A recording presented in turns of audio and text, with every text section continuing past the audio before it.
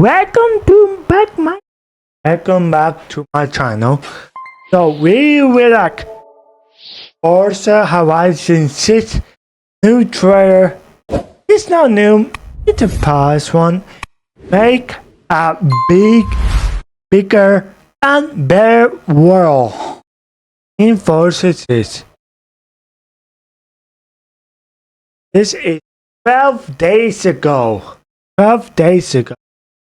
So let's us go to watch it and to relax it. That we design Horizon games is we look at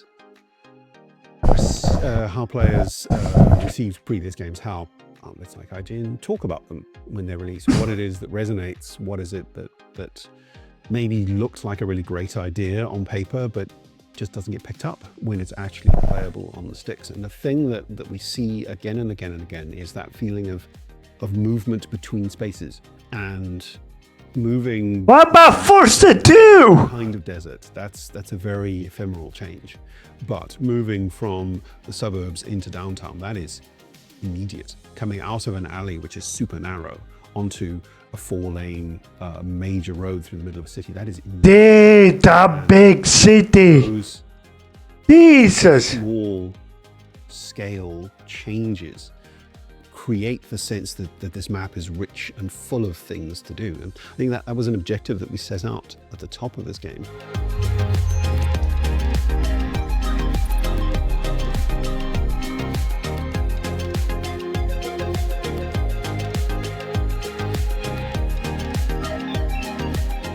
We've known for some time that Forza Horizon 6's Japan is Playground Games' largest and densest map to date. Artist. Two, that Playground Games' version of Tokyo City is said to be the biggest urban space the team has ever made, and 5 times larger than Forza Horizon 5's Guanajuato. 5 times! However, is something else, and obviously extremely exciting. My own first showcase of the game in action featured a beaming red GR-GT, the cover car for Forza Horizon 6, Yes. threading its way from the map's southern end to the north, up through the outskirts of Tokyo City and onwards towards Japan's Alps. As with all previous Forza Horizon maps, this is not a one-to-one facsimile of any specific chunk of Japan. It's a greatest hits tour that captures the look and spirit of areas from all over the country, all bundled into a single racing sandbox. It is, without doubt, an excellent setting for a Forza Horizon game. It's one of the first decisions we make. And it's historically one of the toughest decisions to make because, as you say, it Have a lot of different countries. and there are many components to it that, Japan has been a location we've wanted to do and it's been on our shortlist for a number of Yeah, that my dream shall This come. was the first time I Yeah, felt that my dream go is one day. When I am not when you be go to Japan one day. we could take a shot at it, that the fear was healthy rather than an actual panicked response. Yeah, and I guess in terms of, obviously each location offers kind of like new challenges and obviously new gameplay and new experiences, but for this one, Japan had a lot of challenges that we had to kind of figure out and I guess approach and try to solve, and that was kind of one of the things that, at least for myself, intrigued me to kind of like tackle Japan as a location. One significant rule that the Playground team took specific care to abide by was the fact that simply transplanting the Horizon Festival to Japan and dusting their hands couldn't be enough. As highly desired as the location was, it could never be the only thing Forza Horizon 6 brought to the table. Happily, Elliot points out that the location does, in fact, give the team a lot of scope to make new features, which is something he cares deeply about. A lot of the discussions that we had all the way back in concept for this project were around, is it just Japan? Is it a previous game that is on a new map? And our games are never like that. We always iterate, we always innovate, we always kind of introduce new features and push the game forward. So certainly from a design point of view, we were very careful and very aware of the fact that we needed to think about this as a game that was set in Japan rather than that being almost like a core part of what the game would be. Like, couldn't rely on it being Japan. We wanted this to be, I guess, the most innovative Forza game that we've made, the most exciting game, the game where we push on a bunch of different axes and generate these new features that players have been really excited about. Yeah. And it's also in Japan. And I guess the key thing, because Japan comes with so many expectations, and I guess everyone has their idea of what Japan is. So obviously we had to look at those things like Tokyo City, and obviously mountainous roads, which both offer huge challenges for our team technically, and gameplay wise. It was those things, and also we have the idea of, I guess, what people expect out of Japan, but it's also trying to find the things that will surprise and delight players, and things that people don't, immediately think of Japan when they say it. And I think, as all Horizons games, that we always look for those in every location we look for, that we choose. And yeah, this for Japan, it's no different. We kind of have those kind of nice surprises, and we've seen it with the footage we've shared so far. People are like, does that exist? Is this for real? Yes. Everything. It does exist in Japan, which is really exciting. Entering Tokyo City, I'm taken aback by just how vastly different it is to previous Horizon game urban spaces. This is spectacularly different from Guanajuato and Edinburgh, but that's not necessarily the pleasantly surprising part. Forza Horizon 3's modern and vertical surface paradise is the closest comparison, but the scale of Tokyo City is immensely more grand. Even skimming around the fringes, escaping via the raised freeway, it's clear that there is so much more to this take on Tokyo City than has been typical of Horizon games. The diversity of Tokyo City stems from the fact that even the city itself, which is regarded as a biome of its own in terms of the overall map, is further divided into 4 districts.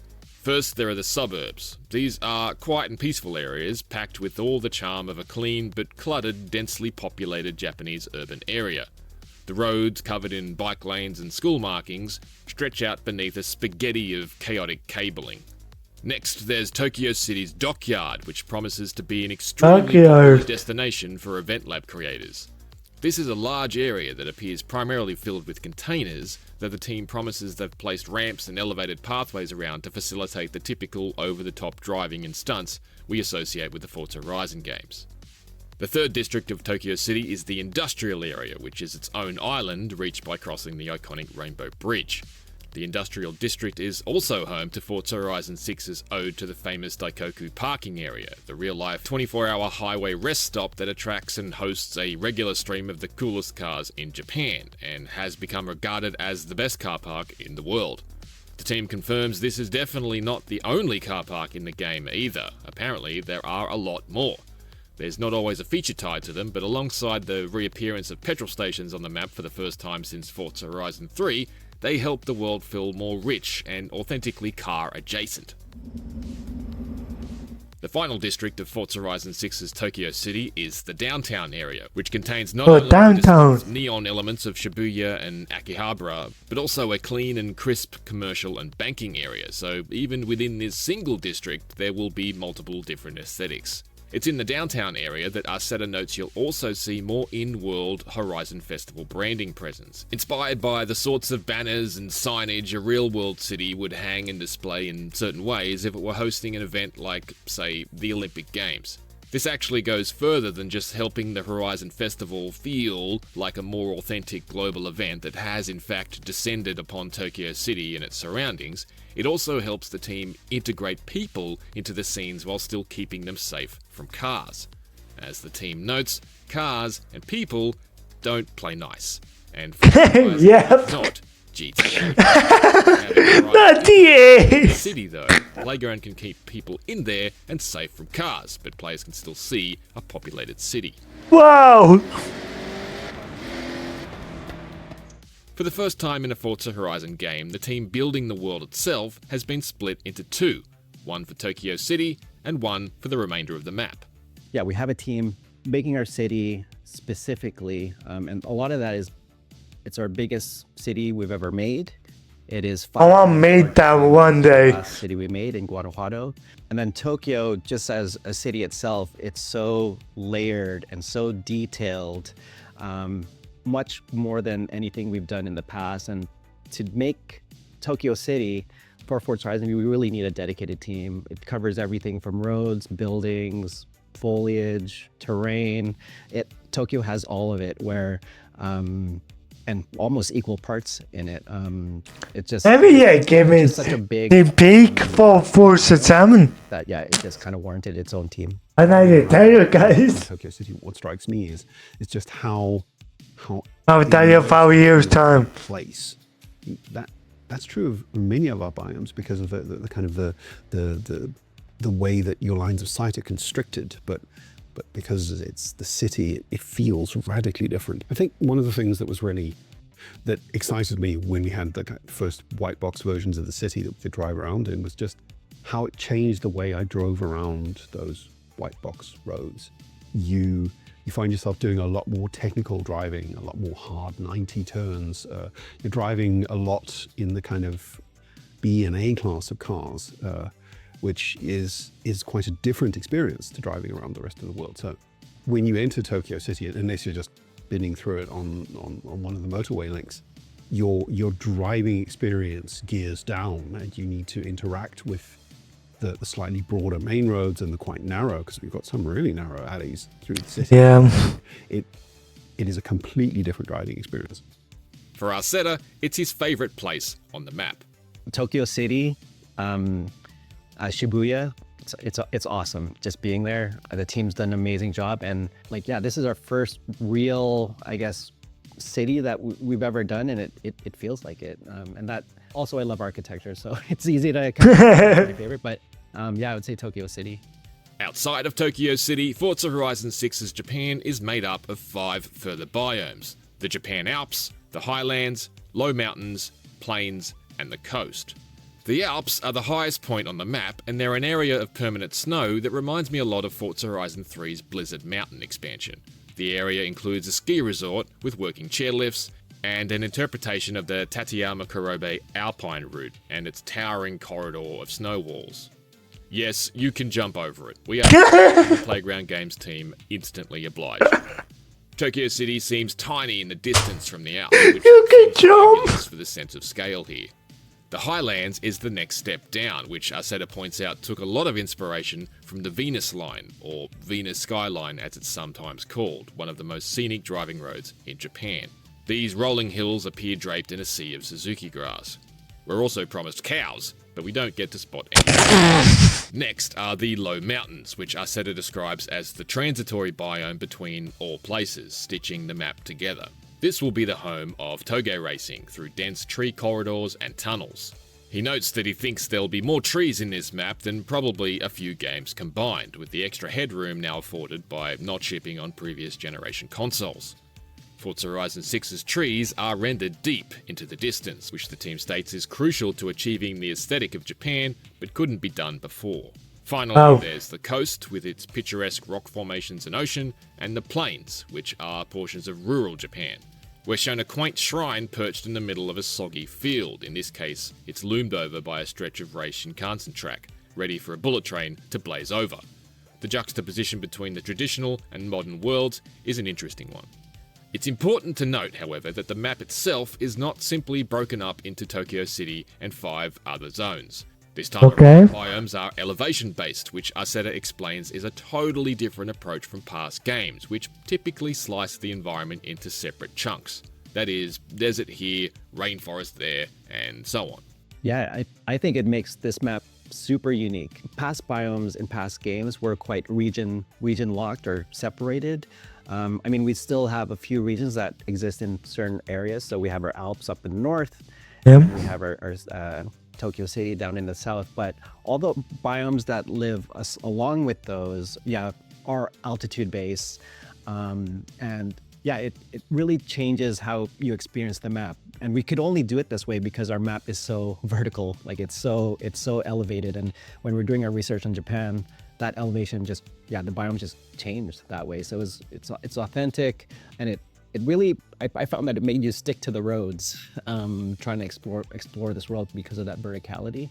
According to our setter, blending portions of the different biomes. Wait, what?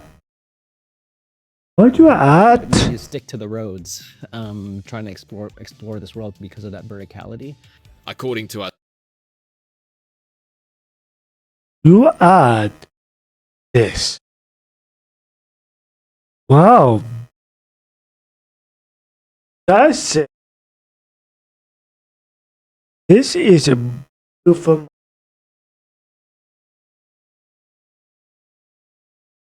This is away Instead from. of blending portions of the different biomes all over the map, also made them more conscious about introducing subtle differences to define areas which otherwise sit under the same biome umbrella. So we have plains, for an example, and those are dotted around actually all over the map. But it also got us thinking, well, how can we change these plains up in each kind of location? Sure, it's the same biome, but yeah, it just kind of led us to all these kind of micro nuanced changes within biomes. So we have our low mountains, which is almost like the glue that kind of ties all the biomes together. You're either transitioning up to the highlands, or you're going down to the plains, or you're going up to the Alps, but you're always kind of traveling through low mountains. And there's one of the things that we wanted to tackle to just make sure to give each area its own identity. So if you're going up this one toll gate road, it feels different from the one down south of the map. It's the downhill stretch for the Playground Games team now, and it won't be long until the entire Forza Horizon community is unleashed upon the brand new world the crew has crafted. Our setter can't wait to hear what players from Japan itself think of Forza Horizon 6. For myself, and I've seen some of this with footage we released, it's when someone from Japan plays the game, it's like, that looks like just down the street from me. You know, I've been Yeah. and I think Yeah. landmark is just a regular street, and that makes me super happy when people respond that way. Elliot is in agreement, but would also love to hear that people from outside Japan find it immersive in their own ways. I would love it if people who would love to go and live a year of their life in Japan vicariously have that experience through the thing that we've made. I still am delighted to find bits of Horizon 4's map, even though I worked so much on that game.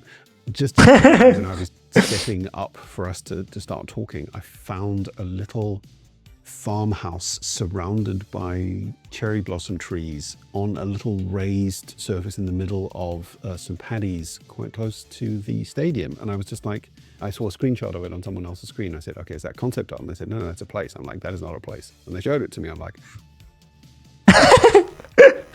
so Interface. for me, I would say it's the little places where artists You know that common. spent time and thought about what they're going to make there. And You're surprised. find all There's secret of them. to put. There's still content to come from IGN on Forza Horizon 6 throughout the rest of March, Yes. including a look at the game's new customization options, plus a close-up on seasons. So for more, stick with IGN. Cute.